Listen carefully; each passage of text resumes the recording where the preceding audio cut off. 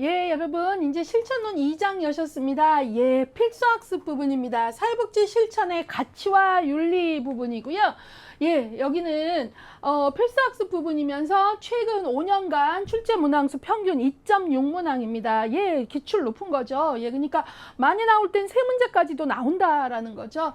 예, 특히 이제 우리나라 사회복지사 윤리강령이요. 얼마 전에 2023년에 이제 5차 개정이 됐는데 전면 개정이라고 할 만큼 큰 변화들이 있었기 때문에 여기에 이제 어떤 것들이 어떻게 바뀌었나 아시는 게 중요하고요. 그 다음에 이제 그것뿐만 아니라 현장에서 우리가 윤리적 딜레마에 빠졌을 때 어떻게 조정해야 되냐 관련해서 로엔버그와 돌고프의 윤리원칙 7가지 우리가 쉽게 외우자고 해서 앞글자만 따서 생평자 최산비공 막 이런 식으로 외웠는데요. 요거 이제 문제로 나올 때 예제로 또 잘 나오고요. 그 다음에 랩이라는 학자가 제시한 3가지 사회복지 실천의 가치, 예, 이런 것들, 그 다음에 현장에서 발생할 수 있는 윤리적 딜레마와 관련해서 사례가 나오고 이것은 어떤 윤리가 서로 부딪히는 건지 어떤 교착 상태인지 이런 것들을 물어보는 문제라거나 이런 식으로 다양하게 나옵니다. 전반적으로 꼼꼼히 공부를 해야 된다라는 기출 포인트를 짚어드리고 있습니다. 자, 그래서 이제 일단 가치와 윤리에 대해서 먼저 조금 말해 볼게요. 가치가 훨씬 더 큰 개념이고요. 그 안에 이제 윤리라는 게 있는 거고요. 이것이 이제 하나의 강령으로 선언될 때 우리가 윤리 강령 뭐 이런 말을 하는데요. 그러니까 가치가 더 큰 개념인 거예요. 그러니까 윤리는 어디서부터 나오죠? 가치로부터 나오는 거죠. 그래서 윤리는 가치에서 나오기 때문에 가치와 조화를 이뤄야 된다. 그래서 더 큰 개념이 가치고 가치에서 나오는 게 윤리다라는 거죠. 근데 만약에 이 문장이 가치는 윤리에서 나오기 때문에 하면 같은 동네 나올 만한 단어가 나왔어도 내용이 완전히 틀린 거예요. 그래서 여러분들이 정확히 문장을 이해하시는 게 중요해요. 윤리는 더 큰 가치에서 나온다는 거죠. 그러고 윤리와 가치는 서로 어때야 된다? 조화를 이뤄야 된다라는 거죠. 자, 그러면 윤리와 가치의 차이가 뭘까요? 가치는 믿음, 신념, 무엇이 좋고 바람직한가 방향을 제시하는, 그래서 구체적인 실천 지시라기보다는 일반적으로 선호하는 더 넓은 사회의 가치를 반영합니다. 그래서 우리가 보통 가치는 어떤 좋고 좋은가 싫은가 이런 호불호라는 개념이고요. 호불호. 윤리는 마땅히 따라야 될 규범, 무엇이 옳고 그른가를 판단하는 거예요. 그래서 시시비비를 따진다 그러잖아요. 예. 그래서 윤리는 시시비비입니다. 그리고 이제 행동의 원칙이나 지침을 제공을 하는 거죠. 그래서 윤리가 훨씬 더 구체적이다라는 거죠. 그래서 우리가 윤리 강령 그러지 가치 강령 그러진 않거든요. 그래서 이제 이런 것들 꼭 알고 가셔야 되고요. 이런 것들 기본적인 이제 이런 것들은 시험 문제 어떻게 나와요? 가치와 윤리에 대한 설명으로 맞는 것은 틀린 것은 이런 것들이 나오죠. 그러니까 각각의 표현을 구태여 박스로 비교해 준 거는 헷갈리지 마셔라 라는 내용이겠죠. 그래서 그것들이 헷갈리지 않을 수 있는 힘이 필요하다라는 겁니다. 자, 두 번째로 이제 사회복지 실천의 가치인데요. 21회 때도 여기서 문제가 나왔는데요.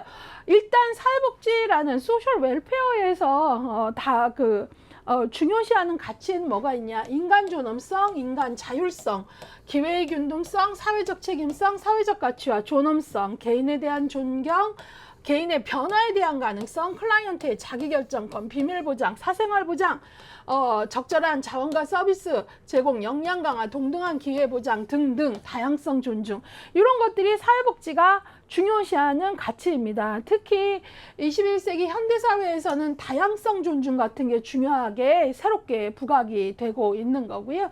우리가 이제 예전에는 클라이언트를 어떻게 돕느냐, 클라이언트는 도움이 필요한 자 이런 적이라면 21세기 사회복지에서는 클라이언트 안에 힘이 있고 그 힘을 발견하고 사용할 수 있게 도와주는 클라이언트 자신의 역량 강화, 이런 것들이 이제 새롭게 더 부과가 되고요. 주요 가치는 기본적으로 인간 존엄성 깔고 가는 거죠.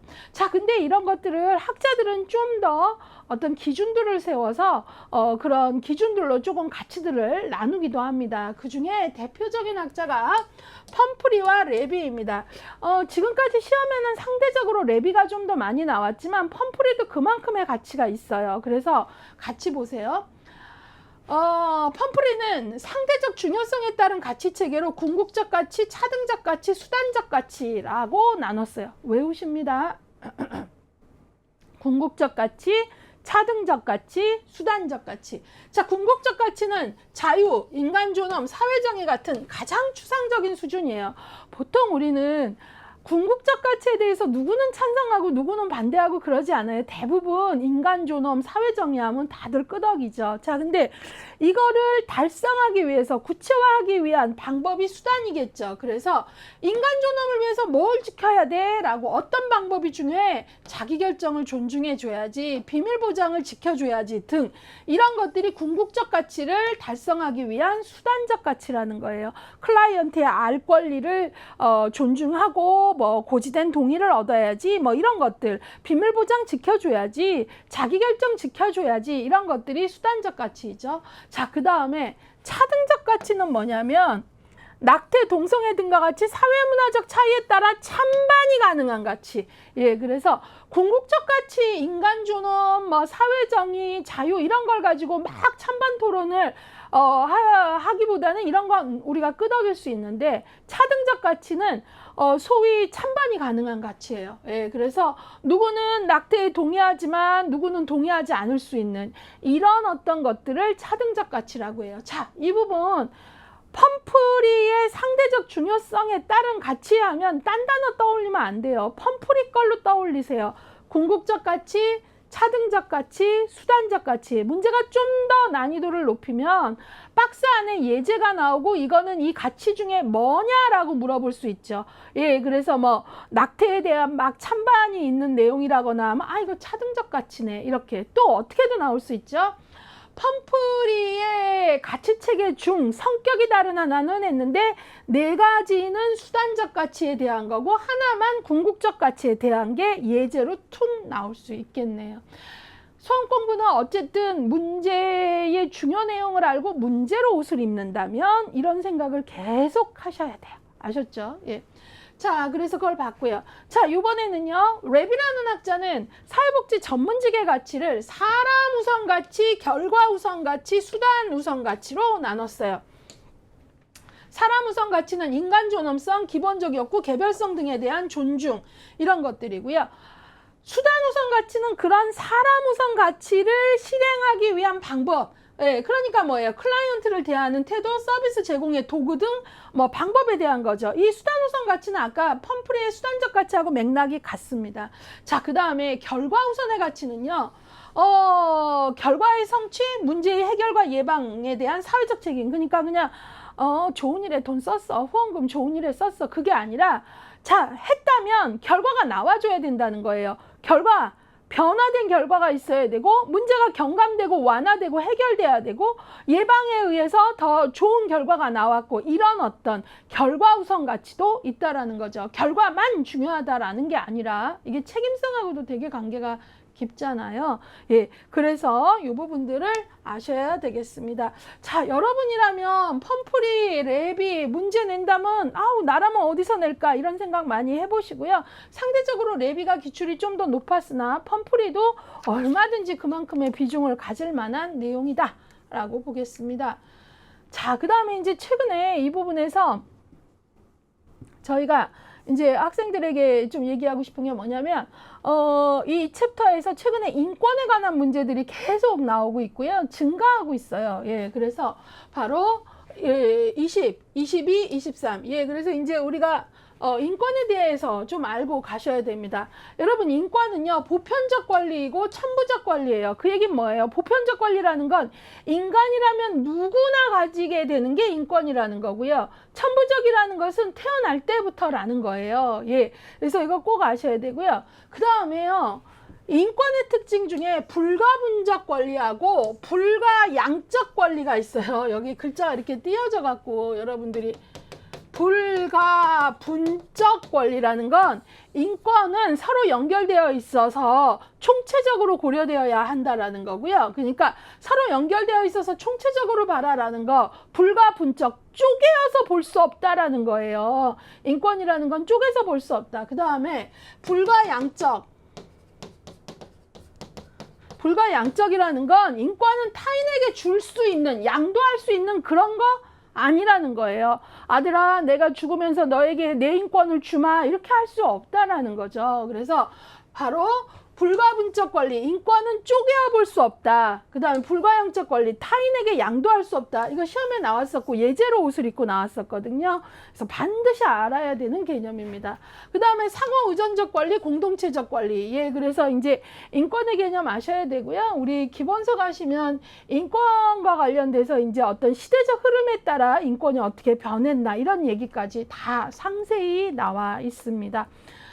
자, 그래서 그걸 봤고요. 사회복지 실천에서의 인권이라는 것은 인간의 존엄성, 자유, 평등, 사회적 연대 이런 차원에서 아주 중요하다라고 얘기하고요. 예. 사회복지 실천 윤리에 대한 거 보겠습니다. 아까 불가분성, 불가향성 같은 건 암기하셔야 될 내용입니다. 자, 사회복지 실천 윤리에서 레비와 그다음에 로엔버그와 돌보프가 이제 대표적인 이쪽의 연구학자들인데요. 레비는 바로 윤리에서 사회복지사들이 현장에서 일을 할 때 실천 분야에서 직면할 수 있는 다양한 윤리적 쟁점에 대해서 올바른 판단을 내릴 수 있도록 하는 체계적인 준거 틀을 바로 윤리다 제시하고 있고요. 로엔버그와 돌고프는 사회복지 실천 윤리란 사회복지 실무자가 무엇이 윤리적으로 올바른 실천 방법인지 인식할 수 있게 도와주는 전문적인 사회복지 실천 상황에서 초래되는 윤리적 측면과 올바른 실천 행위를 결정하고 행동할 수 있는 방법이다라고 실천 윤리를 제시하고 있습니다.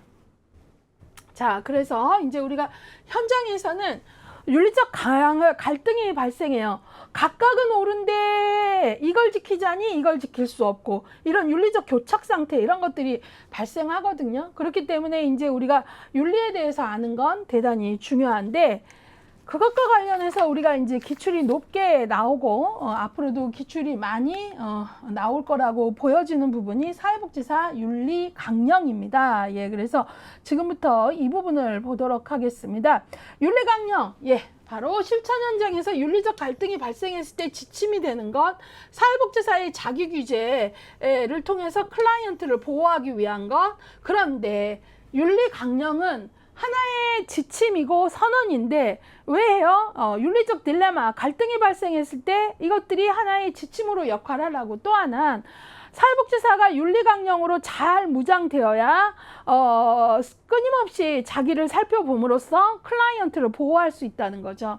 그리고 또 하나 윤리강령에서 시험 문제 나오면 많이 틀리는 것이 바로 윤리강령하니까 왠지 강제성이 있고 법률일 것 같은데 윤리강령은 법률이 아니에요. 법적 책임이나 제재가 있는 건 아니라는 거. 이거 시험이 자주 인용합니다. 그래서 윤리강령에 대한 설명으로 맞는 것은 틀린 것은 하면 윤리강령은 법적인 제재가 따르는 것이다. 윤리강령은 법률이므로 그러면 틀린 거거든요. 그런 걸 알아차리시는 게 아주 중요하다라는 거죠. 자, 그래서 이제 윤리강령에 대한 부분을 봤는데 이제부터 여러분들하고 한국사회복지사 윤리강령을 조금 볼 건데요. 이거를 마냥 펼쳐드릴 수는 없어요. 주어진 시간도 있고, 예, 이제 5차 전면 개정이 정말 전면 개정이라는 말이 부끄럽지 않을 만큼 너무나 많은 개정들이 이루어졌기 때문에 의도 크고 의미도 중요하거든요. 근데 이걸 아주 상세히 다 깨알같이 설명하기엔 어렵고요. 저희가 도움을 드리고자 하는 건 여러분들이 이 강의 하단에 보시면 5차 사회복지사 윤리강령 특강을 넣어드렸습니다. 약 한 2시간을 제가 찍은 기억이 나는데요. 예, 그래서 5차 윤리강령을 정말 세밀하게 이 강령을 제대로 이해하게끔 넣어드린 거예요. 예, 그래서 그거를 2시간이나 되는 걸 언제 봐 하지 마시고요. 돌아가는 길 같아도 저는 여기서 아주 요약적으로 짚어드릴 거기 때문에 기본서 들으신 분은 너무너무 지금 조금 공부하기가 조금 가벼울 거고요.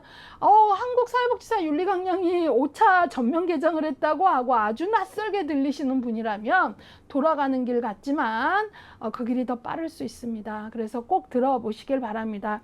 양해를 구하는 건 제가 여기서는 큼직큼직하게 가지 아주 깨알같이 못 간다라는 거죠. 부탁드립니다.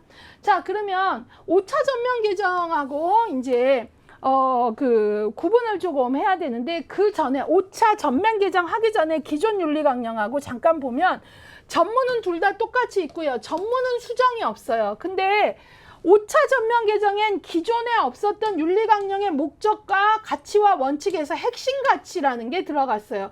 그러니까 시험 문제의 초창기에는 윤리강령의 5차 전면 개정의 목적에 대한 문제라거나 핵심 가치에 대한 문제 지문이 많이 나올 수밖에 없는 거죠. 예, 왜? 기존에는 그게 없었기 때문에. 그 다음에 사회복지사의 윤리로 들어와서 사회복지사의 윤리 기준으로 들어오면 내용들이 기존 5차 전면 개정 전에는 사회복지사의 기본적 윤리, 클라이언트에 대한 윤리, 동료에 대한 윤리, 사회에 대한 윤리, 기관에 대한 윤리, 사회복지윤리위원회의 구성과 운영, 이렇게 해서 6개의 카테고리였는데요. 5차 개정이 되면서 사회복지윤리위원회의 구성과 운영이 빠졌습니다. 없어졌어요. 그래서 이제 5차 전면 개정은 5가지 그 영역으로 나눠져요. 기본적 윤리, 클라이언트에 대한 윤리, 동료, 기관, 사회. 예, 그런 다음에 이 5가지는 크게 똑같다고 할 수 있는데, 이게 큰 거 그렇지 세부 가지로 가면 5차 윤리강령은 훨씬 디테일하게 내용성이 추가됐고, 이 내용성이 추가됐다라는 건 시대성을 반영한 내용들이 들어갑니다. 그래서 중요하거든요. 예, 그래서 기본적 윤리만 해도 3개의 카테고리에 큼직했던 것들이 더 상세하게 되죠. 3개의 카테고리지만 그 안에 들어가서 이제 더 상세하게 나눠지고요. 그다음 클라이언트에 대한 윤리도 사실은 여기가 이제 그 되게 문제 많이 나오는 영역인데, 크게 2개인데 여기는 7가지. 그래서 실제로 지금까지 5차 전면 개정되고 문제가 좀 많이 나오는 부분이 목적 부분이나 핵심 가치, 그 다음에 클라이언트 대한 윤리 좀 많이 나와요. 기본적 윤리도 많이 나오지만 이 2 부분이 이제 많이 나오죠. 그래서 기존 윤리강령에 비해서 5차 전면 개정에서는 클라이언트에 대한 윤리의 내용이 훨씬 증가하고 있습니다. 그래서 여기 이제 이따가 볼게요. 예. 그 다음에 이제 동료에 대한 윤리에서 동료 슈퍼바이저, 그 다음에 기존에는 사회에 대한 윤리, 기관에 대한 윤리 순이었는데 이제 5차 전면 개정에서는 기관에 대한 윤리 나오고 마지막이 사회에 대한 윤리, 이렇게 해서 큰 구조의 변화가 있죠. 그러니까 만약에 5차 윤리강령에 대한 설명으로 맞는 것은 틀린 것은 할 때 만약에 사회복지윤리위원회의 구성과 운영에 대한 내용이 있다 그러면 말이 안 되죠. 삭제했다 그랬잖아요. 이런 것들을 알고 가셔야 된다라는 거죠. 자, 그 다음에요. 아까 제가 5차 윤리강령이 5차 윤리강령이 됐지만 기존 거하고 비교할 때 전문은 달라지지 않았다 그랬잖아요. 예, 그래서 전문이 쭉 나오는데요. 예, 지금부터 이제 여기가 여러분들 교재에는 여기 지금 박스 내용들이 이렇게 이제 여기 전달하기 위해서 잘라서 나가는데 요것들을 여러분들이 전체적으로 워낙 내용 범주가 넓어서 지금 설명하는 부분이 어느 부분인지 알게끔 구조를 계속 옆에서 보여드릴 거예요. 특강에서도 이걸 계속 했고요. 그래서 여기가 전문이면 이 구조 5차 전면 개정에 여기 전문에 빨간 점이 뜨죠. 예, 그래서 목적이면 목적에 뜨고, 그래서 위치 확인 항상 공부할 때 내가 지금 어느 위치에 있나 교통 정리하라 그랬잖아요. 그래서 이렇게 매칭하면서 갈 거예요. 예. 그리고 제가 다 읽지 못합니다. 예. 여기에서 전문은 기존 윤리강령하고 동일하게 갖고 여기는 수정되거나 삭제되거나 하지는 않았어요. 추가되거나. 근데 여기는 공부하실 때 전문과 관련돼서 가로넣기가 나올 만해요. 예, 그래서 그걸 의식하면서 공부하세요. 예컨대 다 읽진 않을게요. 사회복지사는 인본주의, 평등주의 사상에 기초하여 이렇게 나올 수 있죠. 그래서 클라이언트 모든 인간은 존엄성과 가치를 존중하고 첨부의 자유권과 생존권의 보장 활동에 헌신한다. 이런 식으로요. 어떤 말인지 아시겠죠? 그래서 가로를 넣고 거기에 기역, 니은 넣고 어떤 말이 들어가야 되느냐 이런 게 나올 수 있고요.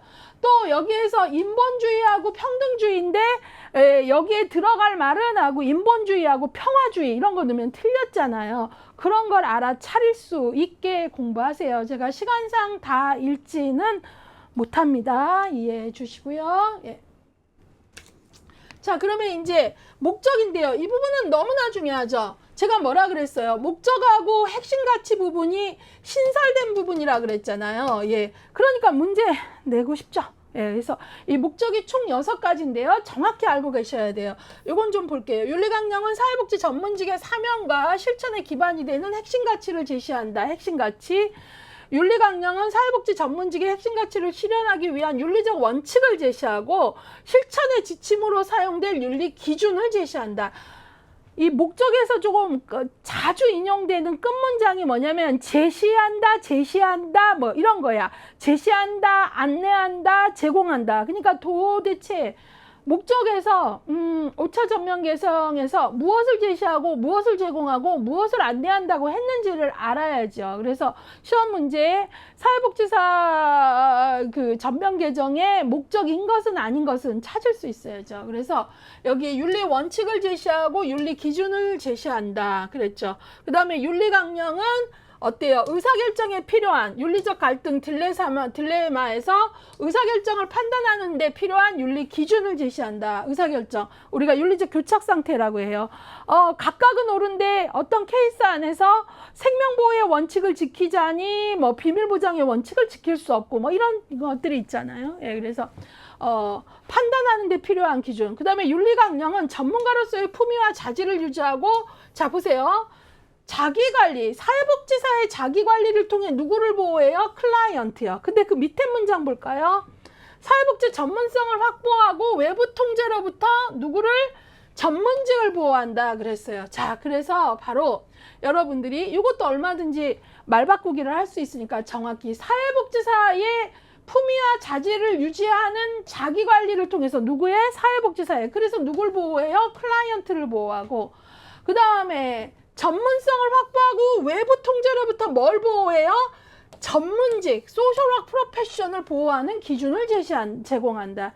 윤리강령은 또 시민에게 전문가로서의 사회복지 역할과 태도를 알려주는 수단으로 작용한다. 예, 그랬어요. 그래서 여러분들이 이 윤리강령의 목적이 6가지인데 시험 문제에 윤리강령의 목적인 것은 아닌 것은 나오거든요. 예. 충분히 낼 만한 가치가 있는 거거든요. 그렇기 때문에 알고 계셔야 돼요. 그리고 너무 그 술렁술렁 읽으면 아까 같은 경우 여기에 보세요. 자기관리를 통해 클라이언트를 보호한다가 아니라 자기관리를 통해 전문직을 보호한다 그럴 때 틀린지 맞는지 모른단 말이에요. 그러면 안 된다는 거예요. 아셨죠? 그래서 제가 그런 것들 잘 좀 잡아 주셨으면 하고요. 자, 그 다음에 이제 윤리강령에서 가치, 핵심 가치 부분 되게 중요하다 그랬잖아요. 그래서 이제 신설된 사회복지사 윤리강령에서 말하는 핵심 가치 크게 2가지예요. 인간존엄성하고 사회정의 암기하셔야죠. 그래서 핵심 가치 1, 인간존엄성. 그 다음에 핵심 가치 2, 사회정의. 근데 구성이 그거를 인간존엄성을 위한 윤리적 원칙 해갖고 딱 나오고 그 다음에 사회정의를 위한 윤리적 원칙에서 짠 하고 그 짜잔한 내용들이 나오거든요. 이것들을 공부를 해야 되는데 여기서 중요한 게 뭐겠습니까? 이거죠. 다음 중 핵심 가치의 성격이 다른 하나는 했는데 나머지는 인간 존엄성을 지키기 위한 원칙인데 하나는 사회 정의를 지키기 위한 원칙이 툭 들어갈 수 있죠. 그걸 알아보게 공부하시란 얘기예요. 아셨죠? 예, 그래서 제가 이걸 일일이 다 읽지는 못하는데 그 공부가 되셔야 돼요. 예, 그래서 여러분들이 예컨대 여기 인간 존엄성에서는 여기 어떤 인간의 존엄성을 지켜주는 핵심 가치라는 게 개인적, 사회적, 정치적, 종교적 다양성을 고려하고 자기결정권을 존중해주고 역량을 강화하고 뭐 이런 거 참여를 보장하고 이거죠. 근데 만약에 핵심 가치 중 성격이 다른 하나는 하고 이런 내용이 나왔는데 하나는 포용적 지역사회를 만들기 위해 노력한다. 그러면 이거는 어때요? 인간존엄성이 아니고 사회정의잖아요. 이런 걸 알아볼 수 있게 하시라 그 얘기예요. 아셨죠? 예, 그래서 여러분들이 이 부분을 아유 저 선생님 왜 이렇게 핵심 강의는 추린 거라면 크게 넘어가냐 하는데 이게 주어진 시간 안에 이걸 더 디테일하게 못 펴요. 예, 그러니까 여러분들이 이걸 아까도 말씀드린 윤리강령 특강 한 2시간에 걸쳐서 진짜 열심히 정리해 드렸거든요. 그걸 꼭 좀 들어주세요. 예. 자, 그래서 여기 이제 요 패턴들을 조금 얘기를 했으니까 인간존엄성이라는 핵심 가치를 지키기 위한 하위 내용과 사회정의를 지키기 위한 하위 내용이 섞여 있어도 구분할 수 있을 정도 하자 그 얘기예요. 자, 그 다음에 이제 시험이 또 많이 나오는 게 바로 뭐냐면 기본적 윤리하고 클라이언트에 대한 윤리가 많이 나와요. 그럴 수밖에 없는 게 이 부분이 되게 세분화됐어요. 예, 기존에 있는 내용들도 들어가 있고 한데 세분화가 됐죠. 일단은 기본적 윤리 기준은 크게 3가지 파트로 나눠집니다. 전문가로서의 자세, 전문성 개발을 위한 노력, 전문가로서의 실천입니다. 예, 여기 보시면 기본적 윤리 해갖고 전문가로서의 자세, 전문성 개발 노력, 전문가로서의 실천이거든요. 근데 여기 이제 내용들이 있는데 너무 내용들이 저기에서 여기 큰 글씨로 볼게요. 전문가로서의 자세는 아까 우리가 얘기한 핵심 가치의 존엄성과 사회 정의를 더 자세히 펼쳐드린 거예요. 예, 그래서 전문가로서의 자세는 인간 존엄성에 대한 자세, 사회 정의에 대한 자세가 이 안에 들어가 있습니다. 예, 그러면서 여기에 뭐 차별 금지라거나 예, 다양성에 대한 존중, 그 다음에 예전의 거에선 찾아볼 수 없었던 문화적 민감성, 문화적 역량 기반 실천 이런 새로운 내용이 시대를 반영해서 들어가 있는 거죠. 그러니까 이 5차 전면 개정을 할 때 이 연구팀들이 세계적으로 주요 국가의 사회복지사 윤리 강령을 다 검토를 하면서 시대적 변화를 반영해서 하기 위해서 추가되어야 될 내용은 뭔가 이런 것들을 다 연구한 거예요. 그렇기 때문에 이런 뭐 문화적 역량 기반 실천, 문화적 민감성, 또 사회복지사의 자기인식 이런 내용들이 들어간 거죠. 예. 자, 그 다음에 전문성 개발을 위한 노력은 크게 직무개발 능력과 지식 기반 실천입니다. 예, 그래서 이런 전문성 개발 내용은 이전 거에도 있었는데 훨씬 더 디테일해졌고요. 이제 우리가 그 전문성 개발을 위해서는 직무 능력을 끊임없이 개발하는 것도 중요하고요.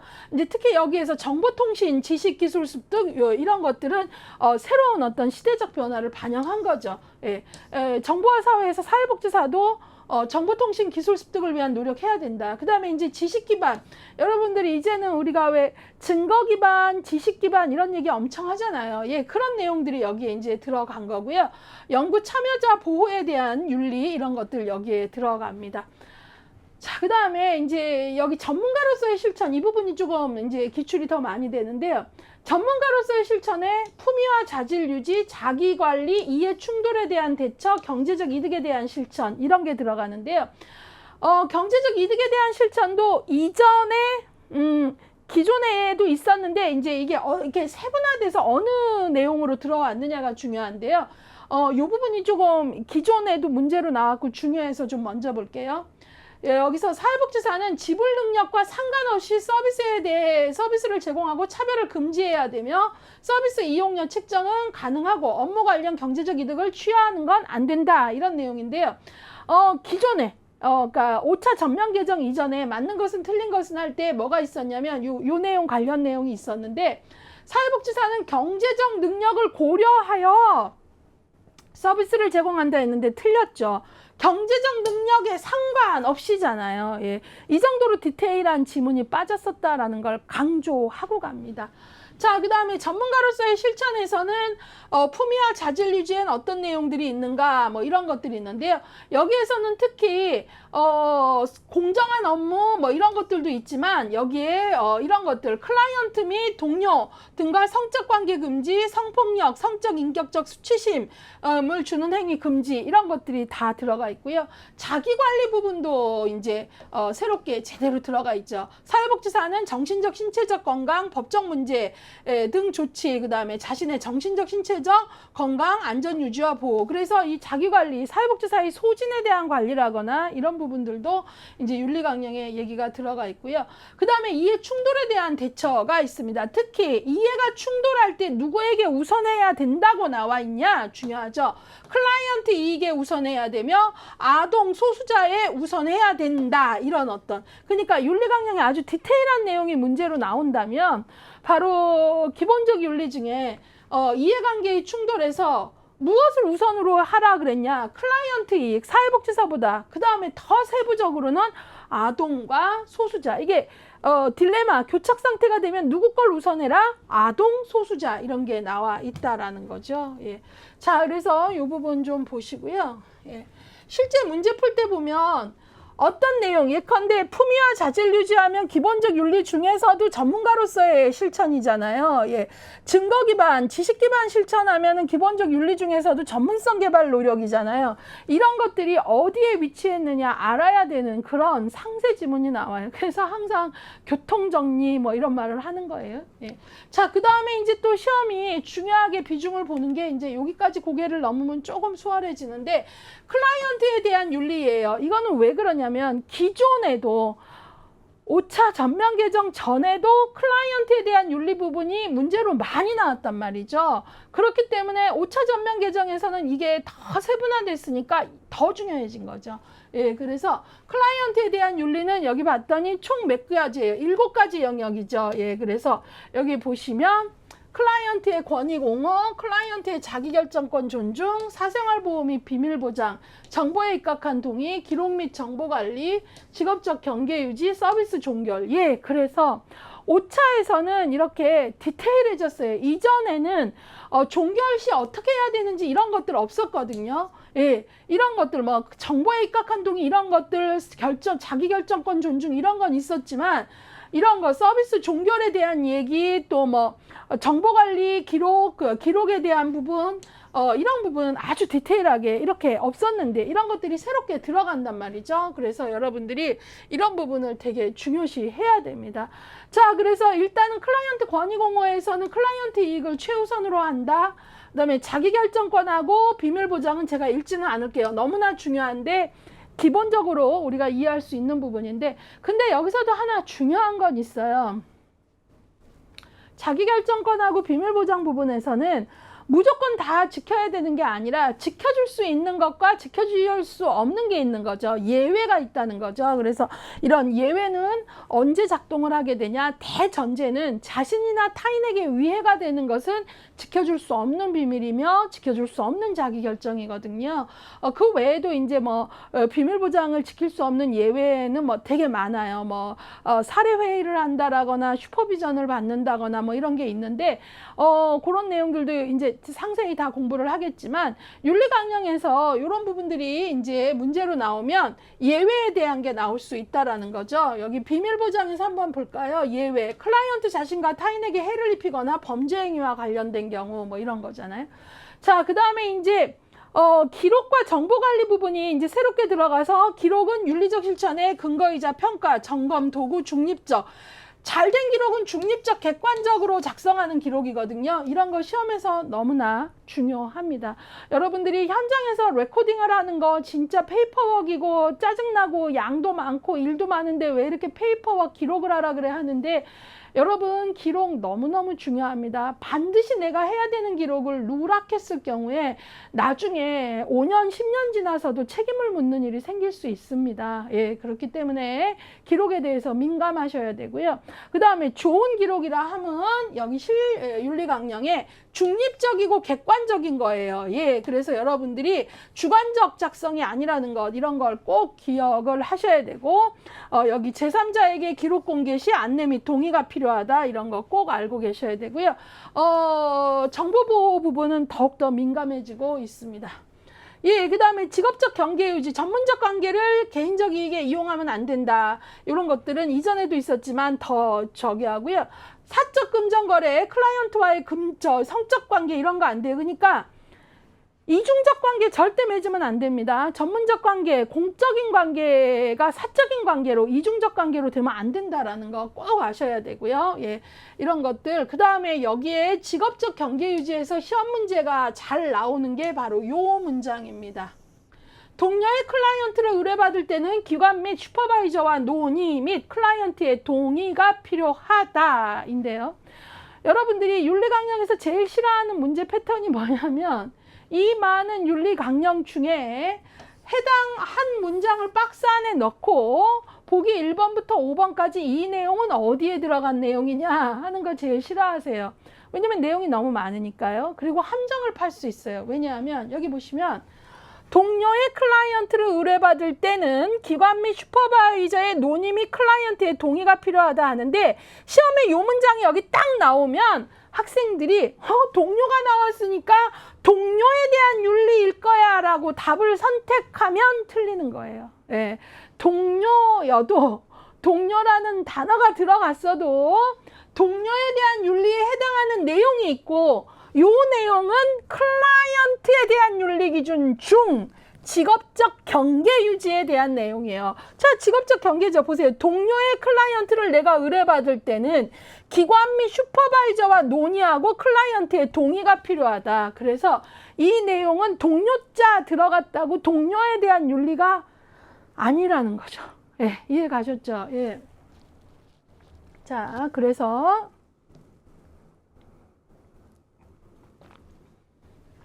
이런 문제 나오면 기존에 나오기도 했고요. 정답률 뚝뚝 떨어져요. 예.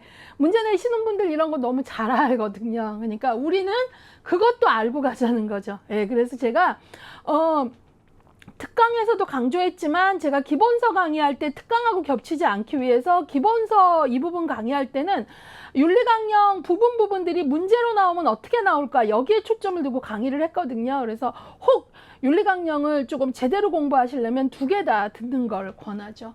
예. 자, 그래서 이런 부분 꼭 보셔야 되고요. 그 다음에 이제 서비스 종결, 이것도 서비스 종결에 관한 윤리는 기존에 없었던 내용이거든요. 그래서 서비스를 종결할 경우에 서비스가 클라이언트의 이해나 욕구에 부합하지 않으면 업무상 관계와 서비스를 종결한다. 사회복지사의 개인적 직업적 이유로 중단 종결하게 될 때는 사전에 설명 및 의뢰 등의 조치를 해라 그랬고요. 이 부분이 또 새롭게 들어간 내용으로 조금 중요합니다. 자, 보세요. 서비스 종결과 관련돼서요. 클라이언트에 대한 윤리입니다. 예. 고의적, 악의적, 상습적 민원 제기에 대해 기관 슈퍼바이저, 전문가, 자문 등의 논의 과정을 거쳐 서비스 중단 및 거부권 행사가 가능하다가 윤리강령에 올라갔어요. 예. 그러니까 현장에서 이런 고충이 너무나 컸던 거죠.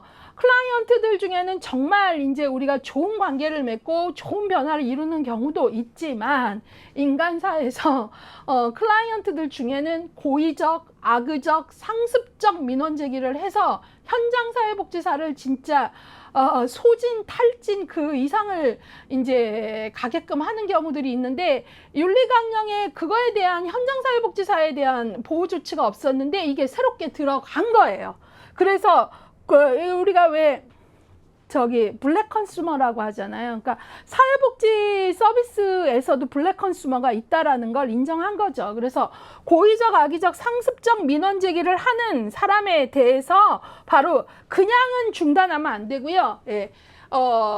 바로 기관, 슈퍼바이저, 전문가의 자문이라는 논의 과정, 보다 더 이성적이고 논리적인 논의 과정을 거친다면 서비스 중단할 수 있고 거부권 행사할 수 있다. 서비스 줄 수 없다라고 거부권 행사할 수 있다라는 사회복지사, 현장 사회복지사에 대한 보호 내용이 들어간 거예요. 아셨죠? 예, 그래서 되게 이런 것들 중요합니다. 예, 세상에는 여러 사람이 있어요. 클라이언트들 중에는 우리가 부모인데도 자녀를 대상으로 이렇게 옳지 않은 행위를 할 수 있나? 이런 어떤 부모들이 있고 또 그런 부모들이 사회복지 기관을 대상으로 아주 악성 민원을 없는 사실을 만들어서 기관을 흔들기도 하고 막 이러거든요. 예, 그래서 이런 경우에 대해서 현장 사회복지사들은 보호받을 수 없는 요소들이 있었는데 이게 이제 새롭게 들어간 거죠. 예, 그래서 여러분들이 이런 내용 알고 가셔야 돼요. 그래서 여러분들이 이런 부분 정말 내가 이 공부해서 1급도 따고 현장사회복지사가 되고자 한다면 윤리강령 공부는 곱씹을수록 좋습니다. 자, 그 다음에 이제 동료에 대한 윤리로 넘어왔습니다. 예. 자, 동료에 대한 윤리는 아까 클라이언트에 대한 윤리 중에 동료 부분 조심하라 그랬죠. 동료 파트하고 슈퍼바이저 파트가 있습니다. 그래서 여기 이제 동료에 대해서 쫙 내용들이 나오는데요. 기본적으로 협력하고 협업해라 뭐 이런 것들이 있는데 여기서 이거 중요하죠. 동료의 윤리적 전문적 행위 촉진, 동료가 이렇게 문제에 대해 윤리 강령 및 재반 법령에 따라 대처해라. 그러니까 이 경우도 인간 사회는 여러 일들이 발생해요. 예, 내가 동료이지만 그 동료가 옳지 않은 경우가 있죠. 예, 그럴 때 우리는 클라이언트의 이익을 최우선한다고 했기 때문에 동료가 알코올 중독 상태에서 손이 떨릴 정도의 알코올 중독 상태에서 계속 근무를 한다거나 동료가 부당하게 어떤 뭐 금전적 이득을 취했다거나 이럴 때 그냥 묵인하면 안 된다라는 거죠. 그래서 그럴 때 동료의 윤리적 전문적 행위를 촉진하고 그래도 안 되면 동료가 이렇게 문제에 대해 윤리강령 및 재반 법령에 따라 대처함이 옳다. 왜? 내가 바로 클라이언트의 이익을 최우선하겠다라는 사회복지사이기 때문에 그렇다는 거죠. 예, 그래서 이런 내용들 들어가는 거죠. 그래서 이런 것들 정확히 읽어야 되고요. 뿐만 아니라 이제 동료가 당한 부당한 조치에 대해서는 보호하고 원조하는 것도 중요하고요. 동료에게 행해지는 차별, 학대, 따돌림, 괴롭힘, 부적절한 성적 행동에 가담 또는 용의 금지, 동료와의 성적 행위, 성적 접촉, 성적 관계에 관여 금지. 예, 윤리강령은 사전에 교육을 함으로써 문제가 터지고 나서가 아니라 예방할 수 있는 건 예방하고자 하는 요소가 있는 거고요. 인간 사회는 별의별 일이 다 생기기 때문에 윤리강령이 그런 기능들을 하는 게 되게 중요한 거죠. 예. 자, 그 다음에 슈퍼바이저 파트가 있습니다. 슈퍼바이저에 대한 업무 수행 지원, 슈퍼바이저의 지도와 조언, 존중. 근데 슈퍼바이저가 해야 되는 여러 가지 중에 슈퍼비전을 했다면 그 평가 결과를 공유하는 것도 중요하고요. 그 다음에 개인적 이익을 위해서 자신의 지위 이용 금지예요. 그러니까 슈퍼바이저는 기본적인 어떤 경우가 슈퍼비전의 종류는 다양하지만 가장 상식적인 종류가 행정적 상급자잖아요. 그러니까 내 지위를 이용해서 내 이득을 취하기 위해서 현장 일선 사회복지사나 실습생에게 하지 말아야 될 일을 했다. 이러면 안 된다는 거예요. 그래서 개인적 이득을 위해 지위를 이용하는 거 못하게, 수련생 실습생에게 인격적, 성적 수치심을 주는 행위 금지, 이런 내용들이 들어가 있는 거죠. 자, 그래서 여러분들이 윤리강령에 대해서 이런 내용들이 있다는 거 아시고요. 예, 그 다음에 이제 큰 고비는 넘었습니다. 기관에 대한 윤리 기준은 이제 사회복지사는 기관의 사명과 비전, 정책, 사업 목표 달성을 위해 노력해야죠. 그냥 월급날만 대라 그러면 안 되잖아요. 내가 거기에 멤버라면 내가 해야 될 일에 대해서는 진정성을 갖고 기여해야죠. 예. 그 다음에 소속기관의 활동에 적극 참여, 성장과 발전을 위한 노력. 그런데 기관이 만약 또 인간사에서는 기관이 또 정말 상식적이지 않을 수 있잖아요. 기관이 부당한 정책이나 요구에 대해 전문직의 가치와 지식을 근거로 대응해라. 예. 기관이 만약에 뭐 어떻게 하는데 뭐 후원금 영수증 처리를 하지 말고 뭐 어떻게 해라라고 한다거나 뭐 많이 그런 일이 있다면, 자, 전문직의 가치와 지식을 근거로 대응하고 재반 법령과 규정에 따른 해결에 노력을 해야 함이 옳다라는 거예요. 아셨죠? 자, 그 다음에 그러니까 내가 기관의 페이를 지불받고 내 커리어를 기관을 통해 발전시킨다면 기여해야 되지만, 또 기관이 부당한 경우라면 이 부분에 대해서도 재반 법령과 규정에 따라 해결하기 위한 노력을 해라 라는 거예요. 이해 가셨죠? 예, 그 다음에 사회에 대한 윤리 기준, 자신이 일하는 지역사회를 이해하고 클라이언트가 지역사회에서 서로 도우며 살아가도록 지원한다 그랬고요. 여기에서도 이제 우리가 사회 재난과 국가급여 위급 상황에서 적극적으로 활동해라, 이런 게 예전에는 없었어요. 예, 근데 이제 우리가 코로나19 등 뭐 여러 가지 일들을 겪으면서 관련 전문직들의 윤리 강령에 이런 내용들, 재난과 국가 위급 상황에 적극적으로 활동해라 이런 거고요. 이제 우리가 지구촌이라는 말을 하잖아요. 그래서 우리나라 사회복지사 윤리 강령인데도요. 지역사회 국가 나아가 전 세계의 구성원의 복지 증진, 삶의 질 향상을 위한 노력 이런 문장이 있어요. 실제 인간과 자연환경, 생명 및 생태에 미칠 영향을 생각하면서 실천해라 이런 내용이 사회에 대한 윤리 강령에 들어가 있음을 밝힙니다. 예, 그래서 여러분들은 이런 내용들을 꼭 봐주시기를 바랍니다. 예, 그래서 여러분들하고 이거 윤리 강령을 봤고요. 이제 문제가 상대적으로 좀 많이 나오는 건 바로 목적하고 핵심 가치, 그리고 기본적 윤리하고 클라이언트 윤리 이 부분이 되게 세분화됐기 때문에 기존에 있는 것도 들어가 있지만 또 더 세분화되고 해서 이런 부분이 문제로 많이 나오지만 또 동료나 기관에 대해서도 얼마든지 나올 수 있고 아까 함정을 어떻게 팔 수 있나 그런 얘기들도 했잖아요. 그런 것들도 여러분들이 보시면 좋겠습니다. 자, 그래서 이런 부분들을 고려해서 여러분들이 공부를 하셔야 됐고요. 나눔의 집에서는 기출문제뿐만 아니라 예상문제집에서 이런 윤리강령의 전면 개정과 관련돼서 어떤 문제가 나올 수 있는가 예측을 하면서 문제들을 다양하게 만들어 드리고 있으니까요. 문제집 풀이에도 적극 참여하시기를 바랍니다. 자, 이제는 여러분들하고 어떤 걸 봐야 되냐. 이제 한국사회복지사 윤리강령 얘기는 잠깐 멈추고요. 이제 그 정도 시간상 그 정도 봐드려야지 더는 볼 수가 없습니다. 자, 6번째로 이제 사회복지 실천에서의 갈등이라는 부분을 좀 다뤄보도록 하겠습니다. 자, 갈등. 예. 자, 사회복지 실천과 가치 갈등인데요. 이 갈등이라는 부분은 하나가 아니라 크게 한 5가지 영역이 있습니다. 가치 상충, 의무 상충, 클라이언트 체계의 다중성, 결과의 모호성, 힘 또는 권력의 불균형인데 이 부분 가치 갈등의 영역으로 암기하시고 각각의 뜻을 좀 정확히 아셔야 돼요. 예. 그래서 가치 상충, 의무 상충, 클라이언트 체계의 다중성, 결과의 모호성, 힘 또는 권력의 불균형. 자, 가치 갈등. 자, 2개 또는 그 이상의 가치가 상충함에 따라 겪게 되는 걸 가치 상충. 되게 이제 현장에서 가장 직접 서비스에서 많이 나타나는 거죠.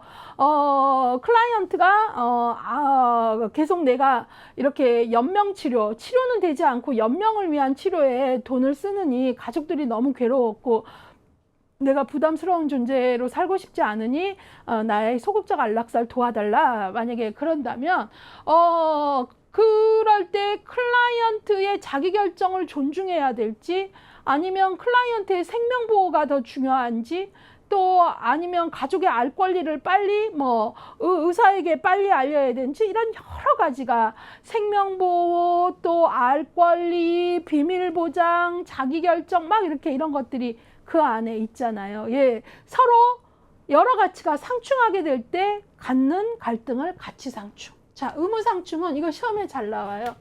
기관에 대한 의무와 클라이언트에 대한 의무 사이에서 기관에 대한 의무와 클라이언트에 대한 의무가 충돌할 때 겪는 거죠.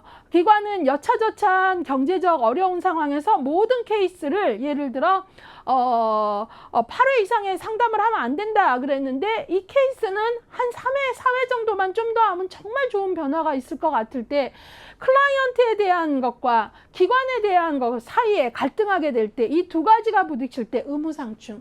클라이언트 체계의 다중성. 클라이언트가 여러 명일 때 누구의 이익을 가장 우선으로 고려해야 될까라는 거죠.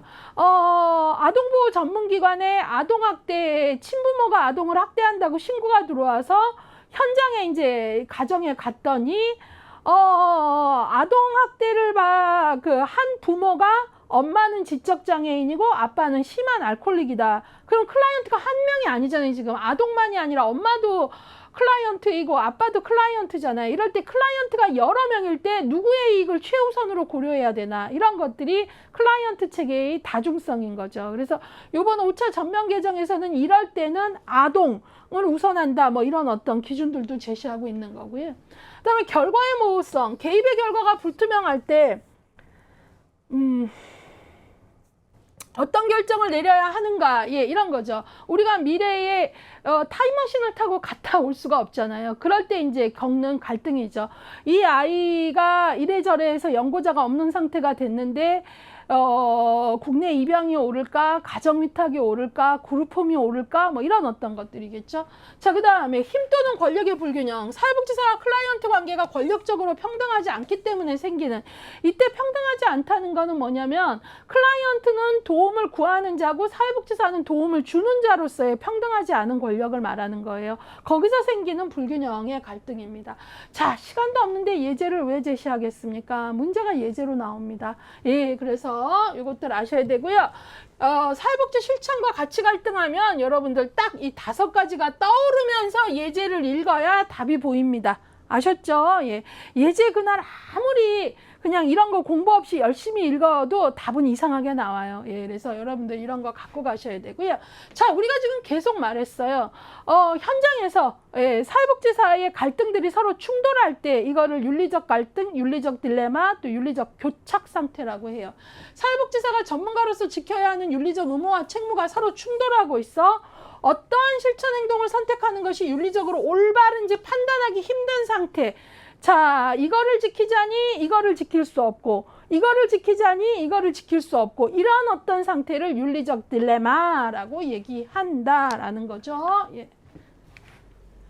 자, 그러면 우리가 이제 클라이언트와 관련해서 실천에서 어떤 윤리적 쟁점들이 발생할 수 있는지 그런 얘기들을 조금 볼게요. 이거는 좀 상세히 설명하려면 좀 상세히 가야 되는데 그렇게는 시간상 못하겠고요. 윤리적 쟁점, 클라이언트의 자기결정과 온정주의에서도 발생할 수 있고요. 비밀보장에서도 발생할 수 있고요. 예, 기타 여러 상황에서도 발생할 수 있는데 일단은 요게 예제로도 잘 그 문제에 나와서 볼게요. 클라이언트의 자기결정권, 온정주의 이걸 알아야 되는데요. 자기결정권은 당연하죠. 사회복지사는 자신의 생각이나 판단을 클라이언트에게 강요해서는 안 되며 클라이언트의 결정을 존중해야 된다. 자기결정권 알죠. 예, 그 얘기예요. 근데 온정주의는 클라이언트를 보호한다는 명목으로 클라이언트의 행동을 제한해야 되는 경우를 온정주의라 그래요. 그러니까 뭐 그런 거 가출 청소년이 가출을 해서 있는데 다 혼숙을 해서 그러니까 임신을 언제든 할 수 있는 그런 무방비 상태가 되어 있다. 그래서 사회복지사가 그 가출 청소년 일시보호 시설을 알려주고 시설 보호를 권했어요. 근데 얘가 나는 이 삶이 좋다. 이건 내 결정이다. 여기 내 결정을 존중해달라 하면 얘는 자기 결정권을 존중해달라는 거잖아요. 그리고 우리는 클라이언트의 자기 결정을 존중하라고 배웠잖아요. 근데 사회복지사가 볼 때는 정당한 간섭이라고 생각할 수 있죠. 정당한 간섭. 지금 얘 이렇게 계속 두면은 원치 않는 임신, 뭐, 그리고 이 어린 나이에 됐을 때 어떤, 위험성, 이런. 그래서 클라이언트를 보호하기 위해서 정당한 간섭이 필요하다라고 생각하는 걸 온정주의라 그래요.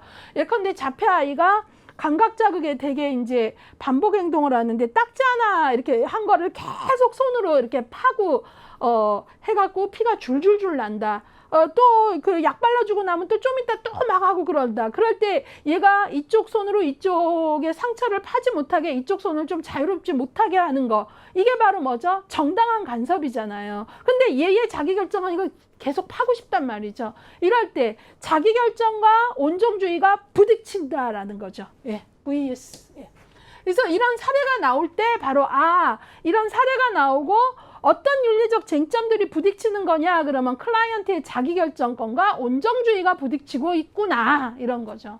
자, 그 다음에 비밀보장. 말 그대로 우리가 지켜줄 수 있는 비밀이 있고 기본적으로 비밀보장 너무 중요한데 지켜줄 수 없는 경우가 있죠.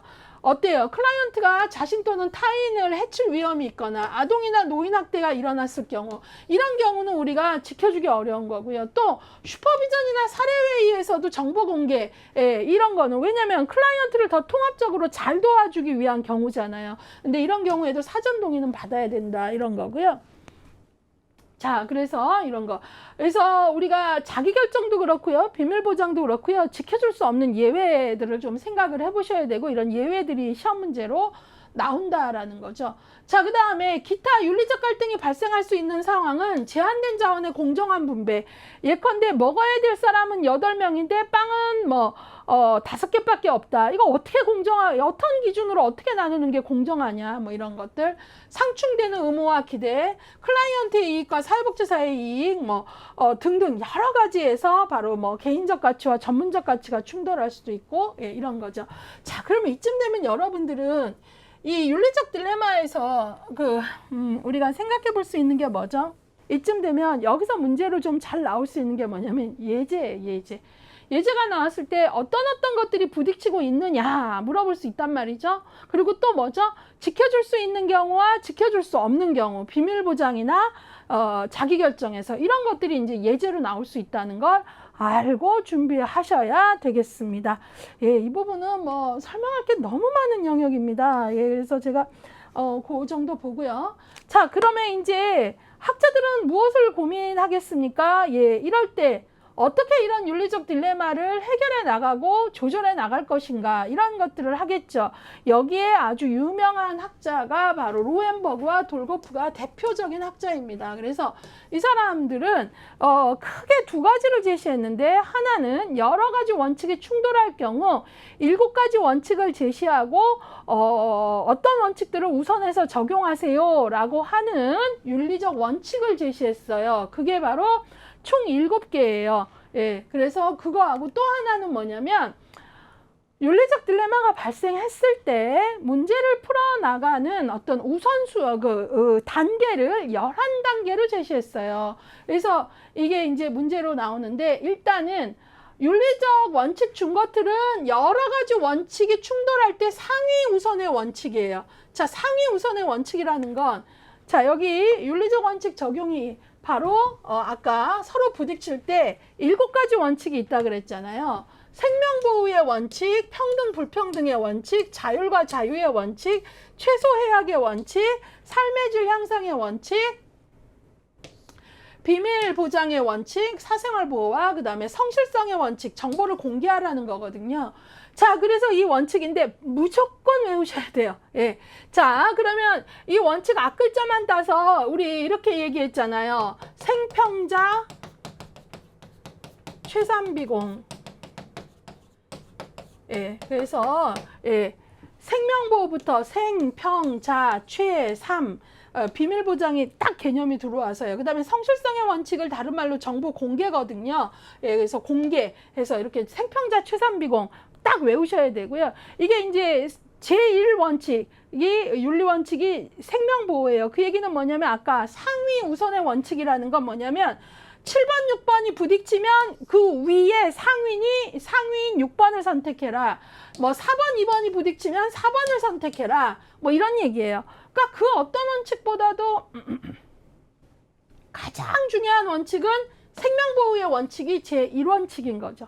이해 가셨죠? 예, 그래서 이제 이것들을 로엔버그와 돌고프가 제시했다라는 거고요. 그러면 이제 일단은 여기 문제 나오면 이런 문제 나올 수 있죠. 로엔버그와 돌고프가 제시한 윤리적 준것들 7가지인 것은 아닌 것은 하면 생평자 최상비공에 들어왔는가 아닌가를 보면 되고요. 그 다음에 또 하나는 뭘로 나올 수 있죠? 설명이 나오고 무슨 원칙이냐? 아니면 원칙과 설명이 바르게 설명된 것은 틀린 것은, 이런 게 나올 수 있고요.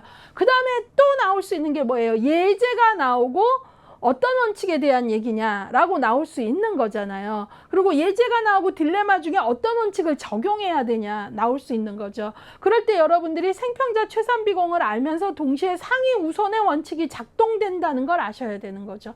예, 그리고 여기에서 이제 여러분들이 보실 시험이 지금 24회 막 이렇게 되다 보니까요. 문제들이 단순하지 않아요. 예제 속에 숨어있는 원칙들을 아셔야 되는 거거든요. 그래서 이 뜻을 아셔야 돼요. 제가 쉬운 건 간단하게 가고요. 조금 설명이 필요한 부분만 갈게요. 생명보호의 원칙은 뭐 모든 것에서 인간의 생명이 가장 우선시 된다고요. 예, 그 다음에 평등 불평등의 원칙은 이게 중요한데요. 공부 안 한 학생은 모든 클라이언트에게 평등하고 불평등하면 안 된다는 원칙으로 알아요. 그 얘기가 아니에요. 능력이나 권력이 같으면 똑같이 대우해 주고, 능력이나 권력이 다르면 다르게 취급하는 게 정의다라는 뜻이에요. 그러니까 평등하게 대하고 불평등하지 마, 그 뜻이 아니라 능력이나 권력이 같으면 같게, 다르면 다르게 하는 것이 정의다. 그 뜻이에요. 예, 오해하시면 안 돼요. 예, 이거 더 상세히 설명해 드리고 싶은데 이 정도만 할게요. 그 다음에 이제 자기결정의 원칙도 무조건, 자율과 자유의 원칙도 무조건 다 자유가 클라이언트의 자기결정을 존중해라가 아니라, 여기 보시면 클라이언트의 자율성 중시해라. 근데 무제한적인 게 아니다. 자신이나 타인을 위협하는 건 안 된다라는 거죠. 제한하고 있다라는 걸 기억하셔야 돼요. 그 다음에 최소 해악의 원칙도 학생들이 잘 뜻을 이해 못하던데, 선택 대안이 다 유예할 경우 가장 최소한으로 유예한 거. 클라이언트의 삶의 상황이라는 게 좋은 것들이 많아서 그 중에 하나를 선택해야 되는 게 아니라 이미 되게 난처한 상황인데 거기서도 또 선택해야 되는 것들이 다 막 너무너무 좋은 것들이 아니라는 거예요. 그러면 거기서 더 최소한으로 손실이 생길 걸 선택해라 이거예요. 예컨대 어떤 아이가 부모가 너무 때려서 이제 부모하고 분리조치를 해야 될 때 이미 얘는 되게 어려운 상황이죠. 그럴 때 얘가 그룹홈으로 가는 게 좋을지, 그 다음에 뭐 가정위탁을 하는 게 좋을지, 얘한테는 이거 다 얘한테는 원치 않는 바예요. 근데 집으로 가는 것도 공포예요. 그쵸? 그럴 때 얘에게 가장 손실이 덜 될 거를 선택해라. 그런 의미예요. 아셨죠? 예, 그래서 이제 학생들이 그 뜻을 모르면 최대 해악의 최대 보호의 원칙 막 이런 거 나와도 잘 금방 그냥 최자가 하나 있었어 하고 맞는다고 생각하는데 아니에요. 최소 손실의 원칙, 최소 해악의 원칙이에요. 반드시 보셔야 되고요. 그 다음에 삶의 질 향상의 원칙, 이건 뭐 제가 설명 안 해도 될 것 같고, 사생활 보호 비밀 보장, 이것도 공개하지 마라. 근데 이거 3원칙과 6원칙은 뭐죠? 자기결정과 비밀보장은 예외가 있을 수 있다라는 것도 기억을 해야죠. 예. 그 다음에 성실성의 원칙은 정보공개의 원칙, 클라이언트와 여타의 당사자들에게 오직 진실만을 말하며 관련 정보를 공개해야 한다. 자, 그런데 우리가 어렸을 때 여차저차한 10대 미혼모의 아이로 태어나서 여차저차한 절차로 해외 입양을 갔는데 20살이 넘어서 와서 엄마를 찾는다 하면 이 기관은 정보를 공개해야 돼요. 너는 자기에 대해서 알고 싶다. 내가 어떻게 거기까지 호주까지 가게 됐냐 하면 이 애에 대해서 정보를 알려줘야 되죠. 그런데 내가 엄마를 만나고 싶다고 할 때 이 기관의 클라이언트는 얘만 있는 게 아니라, 입양간 얘만이 아니라 이 엄마도 클라이언트이기 때문에 이럴 땐 엄마에게 사전에 물어봐서 이 사람이 결정하는 걸 들어봐야 되고, 이 사람이 난 여차저차해서 만날 수가 없다. 그럴 땐 사생활 보호의 원칙이 공개의 원칙보다 위기 때문에 엄마의 뜻을 전달하고 엄마에 대한 개인정보를 주면 안 돼요. 예. 그래서 이런 원칙들, 그래서 상위 우선의 원칙이라는 거예요. 근데 만약 이 딸이, 입양 갔다 온 딸이 반드시 혈연의 도움을 받아야 되는 중병의 상태로 왔고, 그래서 엄마를 찾는다 하면 생명보호의 원칙이 1원칙이기 때문에 좀 더 적극적으로 엄마를 한번 만나서 설득을 해볼 필요는 있는 거죠. 왜? 생명보호의 원칙이 있기 때문에 그렇습니다. 그래서 사실은 이런 내용들은 되게 곱씹어야 되는 내용들이에요. 예, 근데 이게 시험이기 때문에 생평자 최산비공 막 이런 식으로 외우고 있긴 한데, 현장은 바로 그런 곳이라는 거죠. 그러니까 이 로엔버그와 돌고프가 얼마나 이 부분을 고민하면서 만들었겠습니까? 그런 생각을 하면서 공부를 하시기를 바랍니다. 예제 문제 얼마든지 나올 수 있고요. 최근에 최소 해악의 원칙과 관련된 사례 문제도 나왔었고, 나머지들 자주 나왔죠.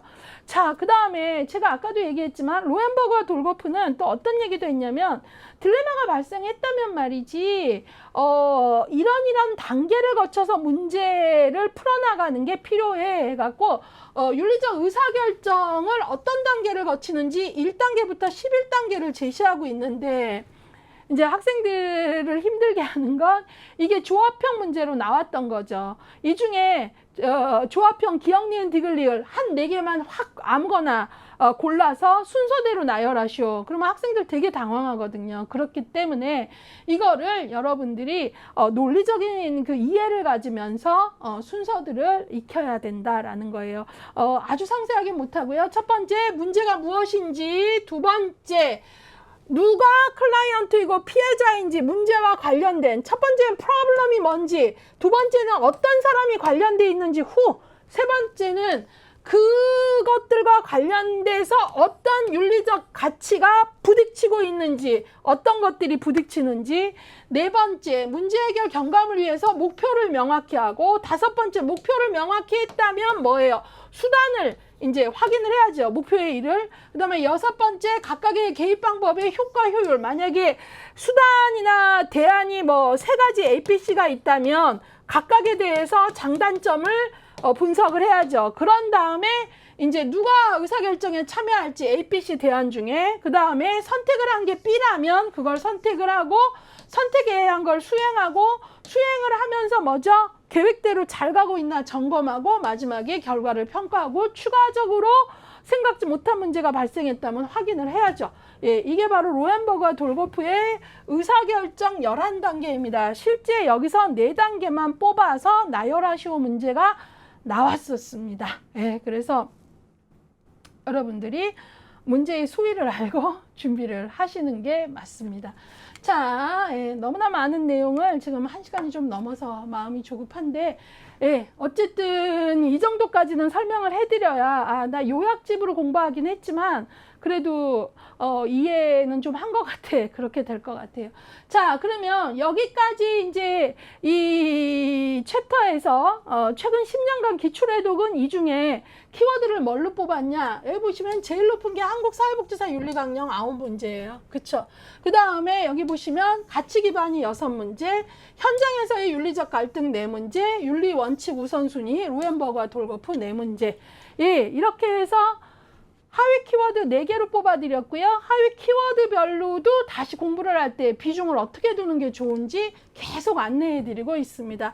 이 중에 여러분들이 강의 들어봤더니 내가 유난히 윤리강령 문제에서 많이 틀릴 것 같다 하면 그 부분만이라도 기출해독 연동해서 들으시면서 계속 여러분들이 문제를 풀 수 있는 근육을 만들어 내셔야 됩니다. 자, 좀 많은 내용이었죠? 근데 여기 필수학습입니다. 필수 중에 필수입니다. 예, 2장 실천의 가치와 윤리 꼼꼼히 공부하시기를 부탁드립니다.